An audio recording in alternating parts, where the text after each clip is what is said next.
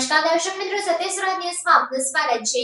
સાબરકાંઠા જિલ્લાના તલોદ તાલુકાના અણીયોડ ગામમાં મેશ્વો નદીમાં એક યુવાન છોકરો ડૂબી જતા મોત નીપજ્યું। સાબરકાંઠા જિલ્લાના તલોદ તાલુકાના અણીયોડ ગામમાં એક છોકરો શક્તિ માતાજી તથા મહાકાળી માના મંદિરના બાજુમાં મેશ્વો નદીના પટમાં નાવા પડ્યો હતો, જે બોલી શકતો ન હતો। એ ડૂબી જતા ગામમાં જાણ થતાં ગ્રામજનો દોડી આવ્યા હતા અને તરવૈયાઓ દ્વારા શોધખોળ હાથ ધરવામાં આવી હતી। ઘણી મહેનત બાદ છોકરાને બહાર કાઢવામાં આવ્યો હતો અને તાત્કાલિક સારવાર માટે લઈ જાય એ પહેલા તો એ છોકરો મૃત્યુ પામ્યો હતો।